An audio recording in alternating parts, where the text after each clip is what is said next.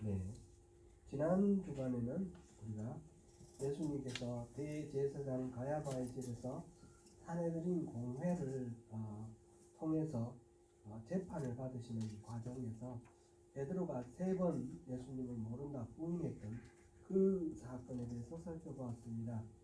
오늘은 재판이 끝나고 이제 예수님을 로마 총독 빌라도에게 보내어 빌라도의 재판을 받게 하는 그 일을 하기 바로 직전에 있었던 가룟 유다에게 있었던 일을 살펴봅니다.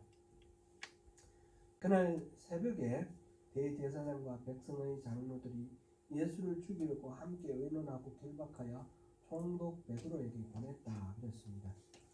누가복음에 의하면 그날 새벽이라는 시점에 대해서 날이 새었을 때 이렇게 표현하고 있습니다. 누가복음 22장 66절 말씀입니다. 원래 사내들인 공회는 해가 떠 있는 동안에 열게 되어 있습니다. 그러니까 밤에 지금 사내들인 공회를 했는데 그 결의한 거를 효력 있게 하기 위해서 날이 밝을 때까지 기다렸다가 지금 형식적으로 내린 그 결의를 실질적으로 해가 밝았을 때 의결을 하고 사형을 결의하고 그 다음에 이제 빌라도에게 보낸 것이다. 이렇게 우리가 이해를 하면 되겠습니다. 제사장과 장로들 곧 유대의 지도자들이 예수님을 사형시키려고 한 이유가 무엇입니까?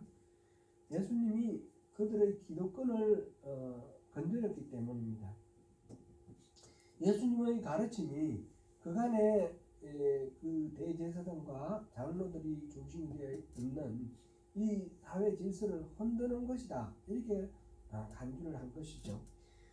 그들은 하나님을 섬기는 것을 할례를 받고 그 다음에 제사 잘 지내고 율법에 나오는 여러 가지 규정을 지키고 이렇게 하면 하나님을 잘 섬기는 것이다.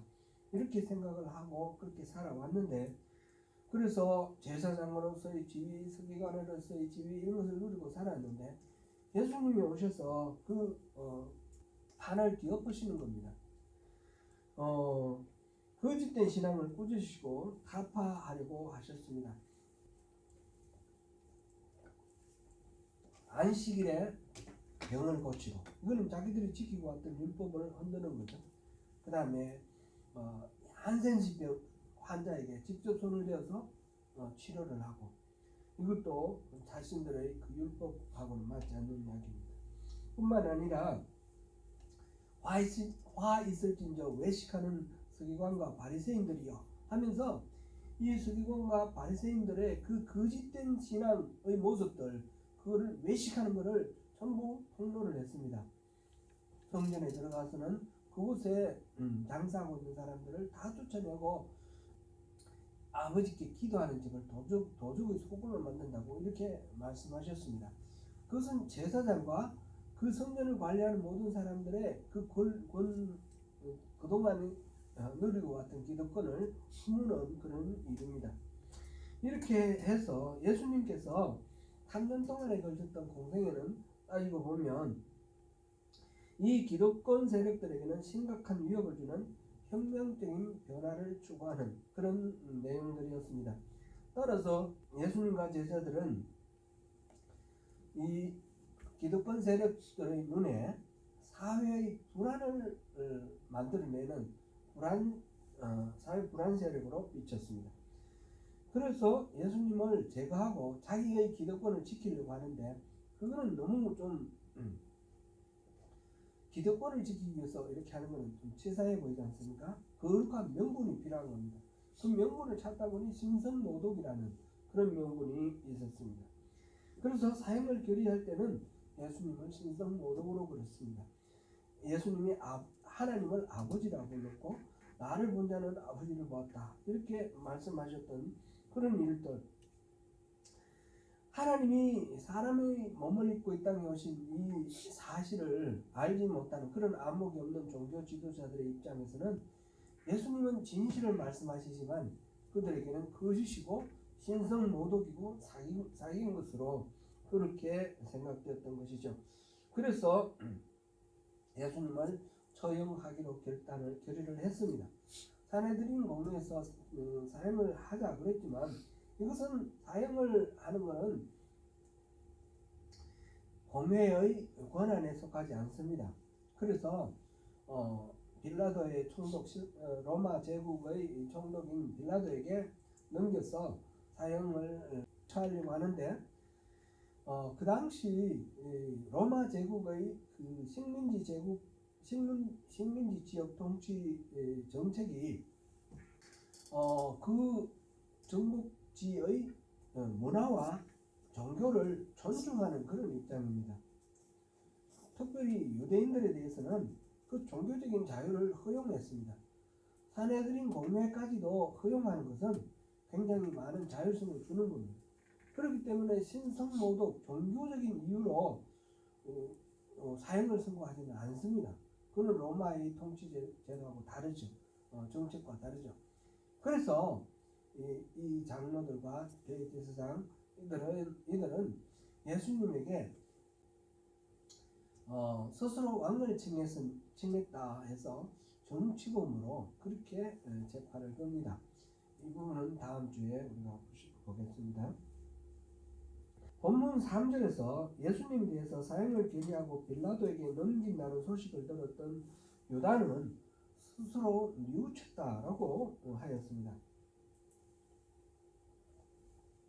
예수님을 배반하고 팔아넘겼던 유다가 왜 예수님이 사형을 결의하고 넘겼다는 소식을 듣고 예수님을 그 소식을 듣고 뉘우쳤을까요? 유다의 배반의 동기를 살펴봤을 때 우리 2주 전에 3주 전에 배반의 입맞춤 이런 제목으로 우리가 보았을 때 그때 두 가지를 얘기했습니다. 하나는 이 유다는 탐심이 많은 사람이다. 그래서 돈 욕심에 눈이 어두워져서 스승을 팔았다 이렇게 보는 것. 이건 성경에 나오는 내용이고요. 또 하나는 예수님을 압박해서 메시아적인 능력을 드러내서 민족 해방 운동에 낯서게 하려고 하는 그런 정치적인 의도가 있었다. 그런 것이었습니다. 첫째 건은 성경에 분명히 나와 있지만 둘째 사유는 성경에 나오지 않습니다. 근데 지금 한번 생각해 보면 유다가 예수님을 팔고 받은 돈이 은 30이라고 했습니다. 은 30은 노예 한 사람의 몸값이라 그랬습니다. 예수님은 지금 굉장히 사회적으로 영향력이 있는, 그래서 기독교 세력이 위협을 느끼고 있는 그런 중요한 인물인데 이 예수님을 팔아넘기는데 노예 몸값 정도밖에 받지 않는다는 것은 뭔가 부자연스러워 보이는 그런 면이 있습니다. 그리고 이번에 오늘 본문에 보니까 예수님이 정죄함을 보고 그걸 듣고 스스로 뉘우쳤다 이런 말이 있습니다. 이 말은 돈에 눈이 어두워서 그랬다가 뉘우쳤을 수도 있지만은 두 번째 주장인 그 압박을 해서 메시아적 능력을 발휘를 해서 그 재판에서 빠져나오기를 바랐는데 그러지 않고 그대로 계시고 사형 언도를 받으신 것에 대해서 뭔가 절망을 해서 스스로 뉘우쳤다 이렇게 보는 것이 또 나름대로는 일리가 있을 수 있겠다라고 생각이 됩니다. 유다는 예수님을 판 일에 스스로 뉘우쳤습니다. 이건 분명히 잘못된 일이라는 것은 이미 알고 어떤 이유로 팔았든 알고 있던 내용이다 이렇게 볼 수 있습니다. 유다는 즉시 대제사장과 장로들에게 예수를 판 대가로 받았던 은 30냥을 가지고 가서 갖다 주면서 내가 무죄한 피를 팔고 죄를 범하였다 이렇게 말하면서 예수님이 무죄한 분이시다 라고 이야기를 했습니다.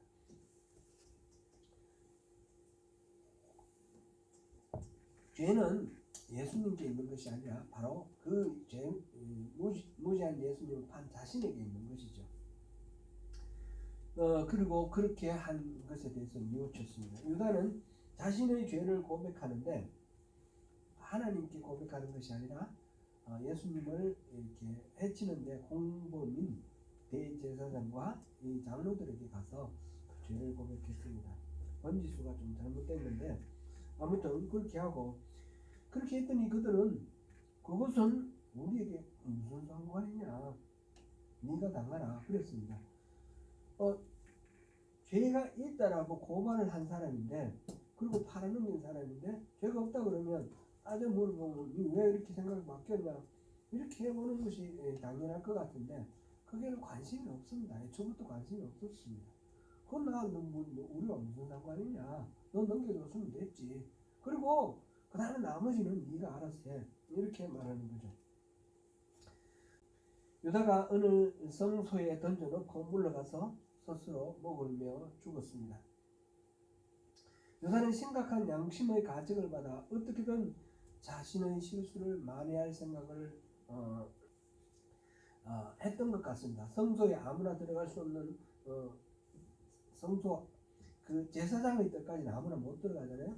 그 성소 안에다가 언을 던졌다는 거는, 언제를 던졌다는 거는 제사장의 때라는까지 들어갔다는 얘기입니다. 그러면서 그렇게 절박하게 가서 자기의 그 양심 고백을 하면서 호소를 했지만, 그러나 그 어떤 해결책도 보이지 않아서 스스로 목을 메어 죽었습니다. 이 부분에 대해서 사도행전 1장 보면 이 유다가 죽는 장면이 나와 있는데, 새로운 사도를 뽑기 전에 나온 게 있는데, 은삼십으로 산 밭에서 배가 터져서 이렇게 죽었다 이렇게 나왔습니다. 창자가 흘렀고 뭐 이렇게 나와 있습니다. 그거는 두 가지가 약간 다른데 결국 같은 거라고 생각됩니다. 목을 매기 위해서 나무가지 같은 데다가 줄을 매다는데 떨어져서 배가 터져서 설 수도 있죠. 중요한 것은 마태복음에서 목을 메었다라고 기록한 이유는 아마 어떤 다른 사건과 연결을 시켜서 이 부분을 이야기하고 있는 것 같습니다. 다윗이 압살롬의 반란으로 쫓겨날 때 이 아히도벨이라는 다윗의 친한 친구가 있었습니다. 친한 친구가 지금 즉시 쫓아가면 다윗을 잡을 수 있다 그랬는데, 또 다른 친한 친구 후세가 그러지 말고 군대를 정비를 해서 쫓아가자. 그래서 후세 말을 들었습니다. 아히도벨은 자기의 계책이 통하지 않는 것을 듣고 다윗을 잡는 것은 실패했구나 해서 자기 고향으로 돌아가서 목매다가 죽었습니다. 그러니까 배신자의 죽음, 이 아히도벨을 이렇게 상상하게 하는 그런 것이다 이렇게 봅니다. 사내들인 공회의 결과 예수님의 사형이 결의되었고, 총독 빌라도에게 넘겨주기 직전에 유다가 자살을 했다라는 사실을 마태가 여기서 이렇게 기록한 이유는 무엇일까요? 시간적으로 따져보면 바로 그때 자살 안 했을 수도 있어요. 시간은 오히려 뒤일 수도 있는데 기록은 여기 했습니다. 이 이유는 예수님이 사형 언도를 받았지만 죄가 없다라는 겁니다. 예수님을 넘겨준 유다도 죄가 없다라고 말했다라는 것입니다. 그래서 사내들인 결정이 허위에 의해 급조된 그런 거짓 잘못된 그런 재판이었다라는 것을 명확하게 드러내기 위해서 여기에서 유다의 죽음을 이렇게 기록을 했습니다. 유다가 예수님을 죄인으로 팔아넘겼으니 중요한 범죄의 증인으로 불러다가 재판에 활용할 수도 있었을 텐데 유다는 거기에 동조를 하지 않았습니다. 뿐만 아니라 오히려 반대로 무죄를 주장하고 있는 것입니다. 그리고 양심의 가책을 느껴 목을 메고 자살을 했습니다. 이것은 예수님의 무죄를 더욱 분명하게 드러내는 그런 증거가 되는 것입니다. 그래서 이곳에 배치했다라고 볼 수 있습니다. 유다가 예수의 무죄를 인정하였고 자신의 배신 행위가 커다란 범죄라는 사실을 깨달았지만 그는 스스로 자살을 선택을 했습니다. 자신의 죄에 대하여 크게 뉘우쳤지만 공회의 예수님에 대한 사형 결의를 뒤집을 능력도 없고 또 빌라도의 재판을 가로막을 힘도 없기 때문에 좌절한 것으로 보입니다. 예수님은 3번이나 모른다고 부인했던 베드로는 어떻게 했습니까? 크게 통곡하고 슬퍼하며 자기 죄를 뉘우쳤는데 이 죄를 뉘우치는 데까지는 똑같지만 베드로는 스스로 모든 것을 결단하지 않고 기다렸습니다. 그래서 돌이키고 회개하고 예수님께서 주시는 새로운 사명을 감당을 하면서 새로운 인생이 열렸습니다. 유다도 만약 그때 자살하지 않고 유다가 기다렸다면 예수님께서 그를 새로운 생명을 이렇게 부여하시는 그런 은혜가 있지 않았을까, 그런 생각이 들면서 자살한 것에 대해서 너무너무 안타깝습니다. 자살은 기본적으로 자기의 생명을 포기하는 일종의 자해 행위입니다. 사람이 살다 보면 죽고 싶을 때가 얼마든지 있을 수 있죠. 요즘 보니까 우울증이 많고 우울증으로 인해서 자살하는 그런 경우들이 많습니다. 우울증이 심해지면 자살 충동이 일어나는데 이건 스스로의 의지로 제어하기가 참 어렵다라는 것입니다. 이건 감기처럼 우울증 하나의 병이니까 그럴 수도 있다는 거죠. 프랑스의 사회학자 에밀 듀르케임이 자살론이라는 책을 썼는데 거기에는 자살하는 이유를 3가지로 분류를 했습니다. 첫째로는 사회에 적응하지 못해서 좌절감에 스스로 죽어버리는 이기적인 자살. 두 번째로는 사회의 돌연한 변화에 충격을 받아서 어쩔 줄 모르고 죽는 무통제적인 자살. 세 번째로는 사회를 위해서, 사회의 바람직한 변화를 위해서 스스로의 생명을 포기하는 이타적 자살, 이렇게 되어 있습니다. 많은 학자들은 이 3가지 자살의 유형 모두 다 나름대로 일리가 있고 들여다볼 그런 부분이 있다라고 이야기를 하면서, 특별히 3번째 이 이타적 자살에 대해서는 오히려 숭고한 죽음이다, 이렇게 떠받들고 미화하는 그런 경우가 많습니다. 물론 모든 죽음에는 다 가볍게 생각할 수 없는 그런 무거운 점이 있습니다. 이기적인 자살이든 어떤 자살이든 죽음을 함부로 말하면 안 되겠습니다. 어떤 지금 한국에서 목회하시는 어떤 목사님은 장례를 누구든지 장례를 원하는 사람 장례를 해주시는 그런 분이 있어요. 근데 왜 이분이 장례를 이렇게 아무에게나 장례를 해주겠다고 그랬냐면, 교회 다니는 사람들이 자살을 했을 때 자살했다고 장례를 안 해주는 거예요. 교회에서 담임 목사님. 그러니까 너무 유족들 입장에서는 너무 고통스러워요. 자살한 것만 해도 큰 아픔인데 거기다가 장례까지 교회에서 안 해주니까 교회에서부터 버려진 것 같은 그런 느낌이 들어서 이분이 지금 활발하게 그렇게 장례를 해주고 있습니다. 물론 무용고자들이라든지 그런 아무도 유족이 없는 경우도 많고요. 아무튼 이 자살은 가볍게 말할 수는 없습니다. 그럼에도 불구하고 우리가 또 믿는 그리스도인으로서 말하지 않을 수 없는 것은 생명의 주인은 하나님이시다. 그러므로 생명을 어떻게 결정하는 것은 하나님께 속한 권한이지 내가 어떻게 하면 안 된다는 것입니다. 그래서 자살의 그 충동이 많은 이런 시대이고 우울증이 많은 이런 시대이지만 우리가 항상 이 생명의 주인은 하나님이시다. 그것을 우리가 뼛속에 깊게 이렇게 새겨놓는 그런 우리 신앙, 그런 신앙이 오히려 죽음의 충동을 이길 수 있는 그런 계기가 되지 않겠는가, 그런 생각이 됩니다. 우리는 살아도 주를 위해 살고 죽어도 주를 위해 죽는 주님의 사람들입니다. 이 땅에서 우리의 어떤 좌절할 이유가 있고 자살할 충동이 있다 할지라도 그럴 때에 전적으로 하나님께 의지하고 믿으면서 하나님께 하소연을 하고 하나님께 부르짖고 하나님으로부터 답을 얻으면 하나님은 우리의 어떤 상황일지라도 우리에게 새로운 삶의 기회를 주시고 삶의 동기를 부여해 주실 것입니다. 베드로가 그 좋은 예입니다. 자기가 얼마나 한심스러웠겠습니까? 그러나 그런 베드로를 교회의 반석으로 삼으셨습니다.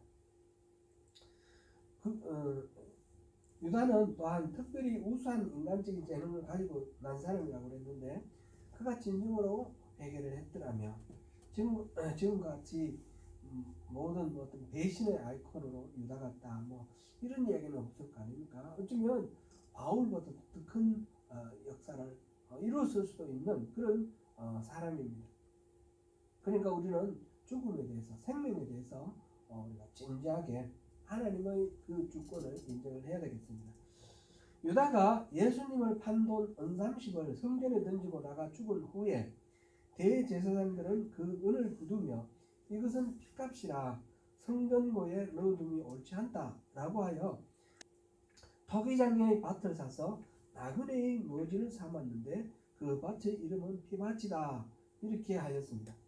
그리고 마태가 이어서 기록한 구절을 우리 같이 한번 읽어보겠습니다. 9절. 이에 선지자 예레미야를 통하여 하신 말씀이 이루어졌다니 이르렀을 때 그들이 그 가격을 매겨진 자 곧 이스라엘 자손 중에서 가격을 매긴 자의 가격 곧 은삼십을 가지고 서기장의 밭값으로 주었으니 이는 주께서 내게 명하신 바와 같으리라 하였더라. 아멘. 여기 참고로 좀 옆길로 가서 참고로 좀 살펴보면 마태복음에서는 구약 성경을 인용을 하면서 선지자로 하신 말씀을 이루려 하심이라 이런 대목이 많이 나옵니다. 10군데가 나옵니다. 아주 직접적으로 한 것, 간접적으로 언급한 것들도 좀 있는데 예를 들면 겟세마네 동산에서 베드로가 칼을 들고 말고 귀를 잘랐을 때 예수님께서 그런 말씀하셨잖아요. 천사 12형을 내가 불러올 그런 놈이 없겠느냐. 그렇지만 그렇게 하면 이루어지기로 한 이 일이 어떻게 이루어지겠느냐 그런 말씀을 하시는데 그 말씀은 간접적으로 이제 그렇게 얘기하는 거고요. 직접적으로 이렇게 되어 있는 부분이 10군데가 있습니다. 한 가지만 우리가 또 다른 예를 찾아보면요. 마태복음 1장 22절 23절입니다. 같이 읽어봅니다. 이 모든 일이 된 것은 주께서 선지자로 하신 말씀을 이루려 하심이니 이르시되 보라 처녀가 잉태하여 아들을 낳을 것이요 그의 이름을 임마누엘이라 하리라 하셨으니 이를 번역한즉 하나님의 우리와 함께 계시다 함이라. 여기서는 이사야서 7장 14절을 인용을 했는데 이사야서에서 이렇게 이사야 선지자가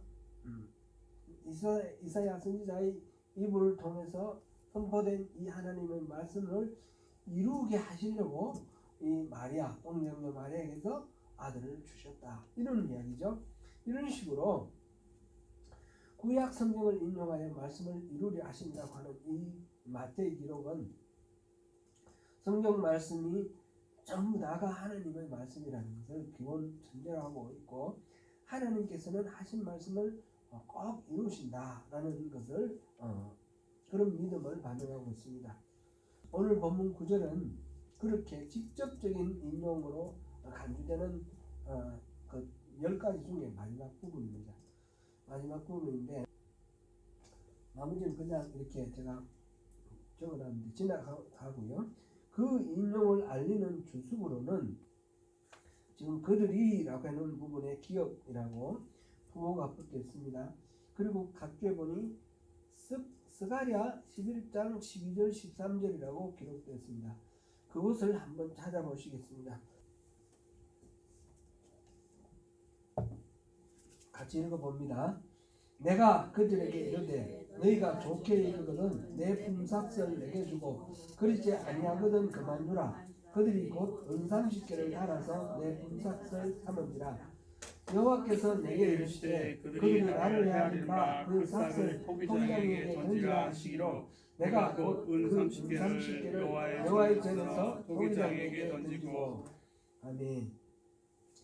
마태는 여기서 예수를 판 돈이 은 30세겔이 토기장의 밭을 사는 데 쓰인 이 사실을 선지자 예레미야로 말씀하신 그 내용의 성취다 이렇게 말했습니다.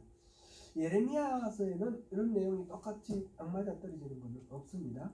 그래서 지금 여기 주석으로 서가라서 11장 12절 13절을 이렇게 주석을 붙여놨는데 이 서가라서를 인용한 것이다 이렇게 보는 것이 일단 맞겠습니다. 조금 다른 거는 똑 떨어지는데 이거는 좀 똑 떨어지지는 않습니다. 지금 여기서 서가라서 하는 말은 언삼십을 품삯으로 받았고 그거를 토기장에게 던지라 이렇게 했고 그거를 던졌다 이런 내용이죠.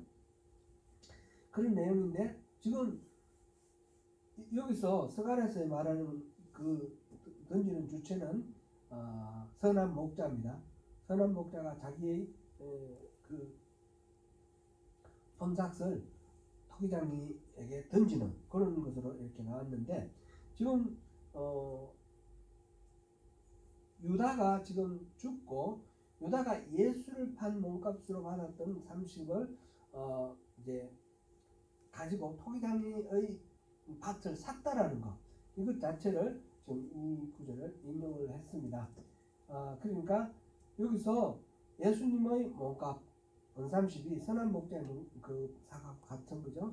그래서 그것으로 토기장에게 성전에서 던진 건데 토기장에게 샀으니까 토기장의 밭을 샀으니까 토기장에게 던진 거로 되고 토기장의 그 밭을 이렇게 인수를 했다 이렇게 봅니다.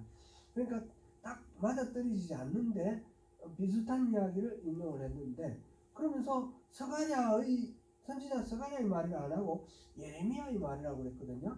그럼 예레미야의 말하고는 무슨 연관이 있나? 한번 생각해 보면 좋을 것 같아요. 예레미야에는 18장, 19장, 32장에 이런 내용들이 있습니다. 18장에는 하나님이 예레미야에게 토기장의 집으로 가라 그랬어요. 토기장의 집으로 가니까 막 이렇게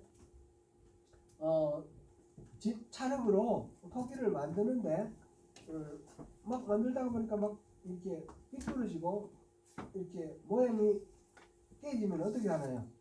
그럼 다시 뭉쳐가 새로 만드는 거예요. 그러니까 토기장이는 하나님의 주권을 비유하는 것입니다. 그 다음에 19장에는 토기장의 집에 가서 항아리를 깨뜨리라 그랬습니다. 그거는 이제 예레미야 시대는 예수님 유다라는 나라가 멸망하기 바로 직전 아닙니까? 하나님의 그 진노, 심판을 예언하는 것입니다. 곧 그 토기장과 집에 가서 그 토기를 깨뜨림으로써 모든 것들이 이 유다에 임박해 있는 심판을 얘기하면서 이 만들 때 아무렇게나 원하는 대로 만드는 것과 그다음에 깨고 싶을 때 깨버리는 것 이런 걸 통해서 하나님의 주권을 이야기합니다.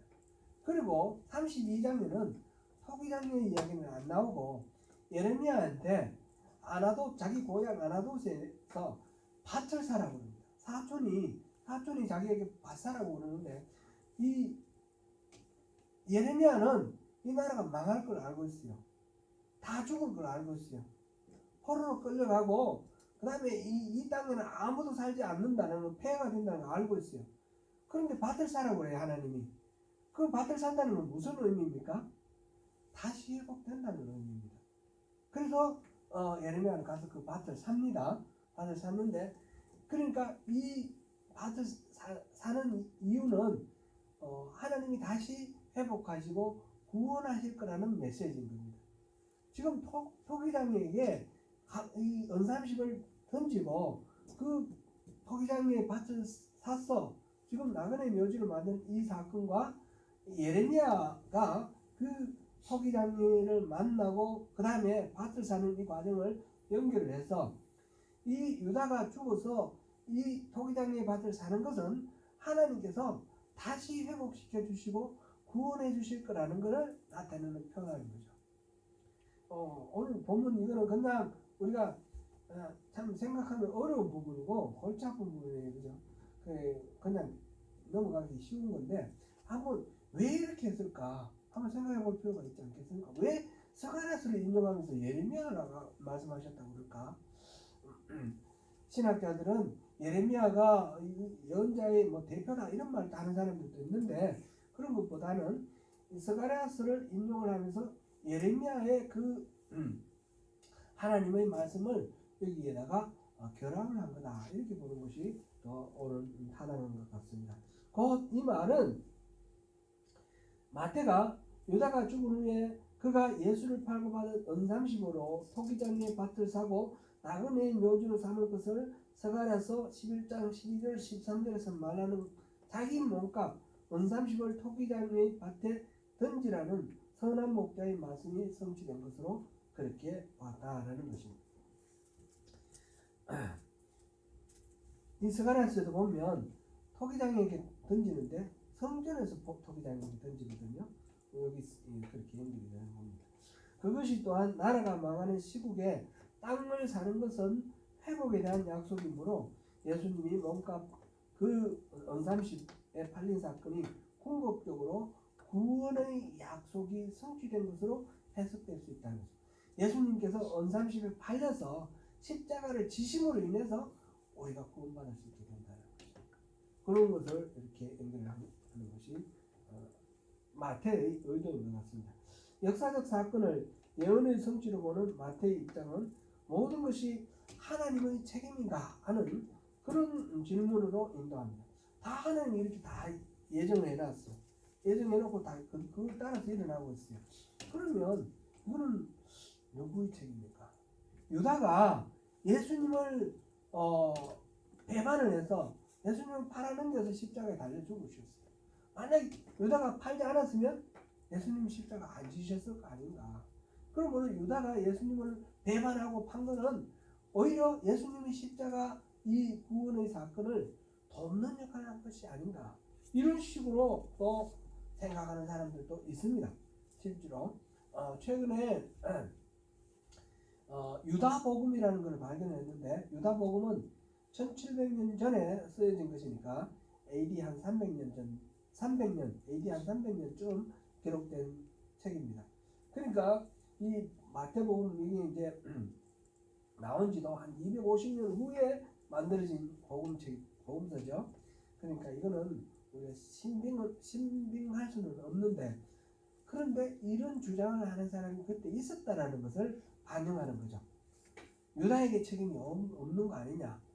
그게 유다복음을 보면 유다가 그렇게 죽은 것이 아니고 뭐 이렇게 조용히 시골에 내려가서 숨어 지냈다. 예수님은 유다를 총애했다. 뭐 이런 식으로 나와 있어요. 그렇게 생각하는 사람도 있을 수 있고 우리가 또 흔히 이 모든 것들은 다 하나님이 다 예언하시고 예언대로 이루어지는 것만 다 짜여진 거 아니냐. 맡은 역할을 악역을 했으면 그 악역을 했다고 꾸짖을 수 있느냐. 역할 잘했으면 이런 식으로 생각하는 사람들이 있다는 거죠. 김성수라는 사람 있죠. 그 추종하는 사람들이 지금도 굉장히 많은데 김성수의 설교 중에 그런 내용이 있어요. 에덴 동산에서 선악과를 먹게 한 거는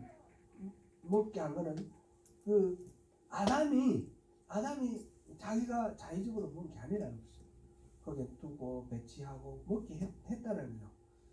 그러니까 궁극적으로 선악과를 먹은 거는 아담의 책임이 아니라 하나님의 책임이에요. 예수님을 판 거는 유다가 책임이 아니라는 거예요. 예수님이 다 아시고 다 허락하셨다는 거예요. 여기 우리가 보면 실제로 그렇습니다. 마태복음 26장 20절 25절 보면 만찬 중에 예수님이 예언을 하셔요. 제자들 중에 여러분들 중에 한 사람이 나를 팔 거다 그랬어요. 그러니까 제자들이 걱정을 하면서 저는 아니지요? 막 물어보는 거예요. 막 물어보는데 나와 함께 그릇에 손을 넣어서 빵을 먹는 사람 중에 한 사람이다. 그럼 그 제자들 전체 다가 거기에 손을 넣는 사람들이에요. 그러니까 유다가 물어봅니다. 저는 아니지요? 그랬을 때 예수님이 뭐라고, 이 마태복음에 뭐라고 되어 있습니까? 네가 말하였다. 네가 말하였다. 이거는 바로 예수님이 긍정하는 방법이죠. 산헤드린 공회에서도 그렇게 말했지 않습니까? 네가 말했다. 이 말은 네 말이 맞다. 그런 말이죠. 그러니까 그 유다에게 네가 날 팔 거다라고 다 얘기를 하시고 그러면서도 말리지 않으셔요. 그 떡과 포도주를 나눠주셔요.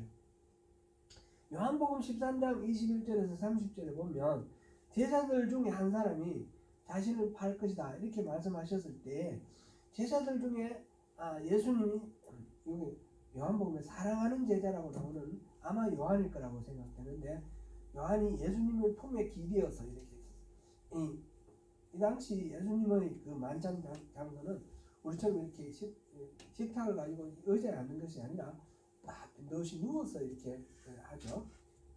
누운 상태. 우리가 뭐 최후의 만찬 그림 나오는 이런 거는 사실은 그렇진 않아요. 이렇게 누워서 있는데 이게 가슴에 이렇게 기대어 있는 이 제자가 누굽니까? 물어보니까 내가 이 떡을 포도주에 적셔서 주는 그 사람이다. 그러고는 유다에게 줍니다. 그럼 그 요한은 알았다는 얘기예요. 그죠? 다른 사람에게 말했는지 아닌지 모르지만 그렇게 분명하게 예수님이 말씀을 하셨습니다. 그리고는 그렇게 했을 때 사탄이 유다에게 들어갔다 이렇게 기록되어 있고 예수님은 유다에게 네가 할 일을 속히 하라 이렇게 말씀하셔요. 그러니까 유다가 이제 제사장에게 곧 넘기러 가는 거죠. 그렇다면 유다는 예수님의 십자가 사역을 도운 졸업자가 아니냐 이런 주장이 언뜻 생각해보면 뭐 그렇게 생각해볼 수도 있겠다 이런 생각이 듭니다.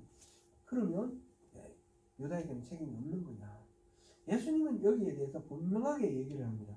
마태복음 26장 24절입니다. 우리 같이 한번 읽어보겠습니다. 인자는 자기에 대하여 기록된 대로 가거니와 인자를 파는 그 사람에게는 화가 있으리로다. 그 사람은 차라리 태어나지 아니하였더라면 되게 좋을 뻔하였느니라. 책임이 누구에게 있다는 것입니까? 파는 그 사람에게 있다는 것. 이거는 선택할 수 있는 겁니다. 예수님이 그렇게 알게 말씀하시는 것은 유다 속에 들어있는 마음을 돌리게 하려는 그런 기회 주시는 것일 수도 있습니다. 이건 뭐 그렇게 안 나와 있는 건 아니지만 이 배반의 책임은 하나님께 있는 것이 아닙니다. 분명히 유다에게 있습니다. 하나님은 우리 인간이 범죄를 저질러도 범죄한 것 가지고 그것조차도 활용하여서 선으로 바꾸기도 합니다. 그래서 로마서 8장 28절 말씀대로 합력하여 선을 이루시는 분이 하나님이십니다. 우리가 선한 일을 하는 것도 있고 악한 일을 하는 것도 있는데 이 모든 것들을 하나님께서는 전환시켜서 선이 되도록 하시는 분이 하나님이십니다. 그러므로 우리가 살아가다가 실수를 한다고 해서 거기서 포기할 게 아닙니다. 범죄를 짓는다고 해서 포기할 것 아닙니다. 솔직히 고백하고 하나님께 모든 것들을 내어드리면 이 잘못된 것으로 인해서 빚어지는 많은 해악이 있다 할지라도 이것을 역전시켜서 선으로 바꿀 수 있는 분이 하나님이십니다. 그래서 우리는 이 모든 것들의 책임이 우리 자신에게 있다는 것을 인지해야 됩니다. 우리 안에 두 가지 동력이 있습니다. 하나는 육신의 소욕대로 살아가는 그런 삶이 있고 하나는 성령의 소욕대로 살아가는 삶이 있습니다. 이 두 가지가 우리 안에서 끊임없이 싸우는데 성경은 분명히 육체를 죽이고 성령의 소욕대로 따르라 하였습니다. 하나님은 우리를 꼭두각시나 또는 로봇으로 만들지 아니하시고 우리에게 선택할 자유의지를 주셨습니다.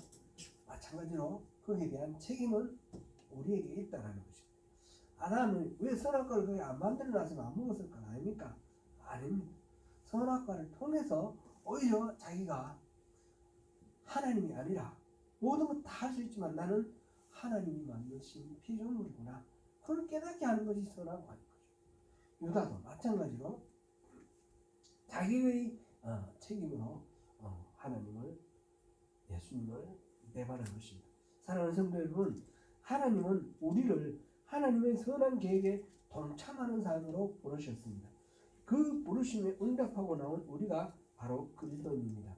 그러나 육신의 죄로 인하여 넘어지기도 하고 실수를 하기도 합니다. 베드로처럼 유다처럼 주님을 모른다 그렇게 하기도 하고 자기 이익을 위해서 또 팔기도 합니다.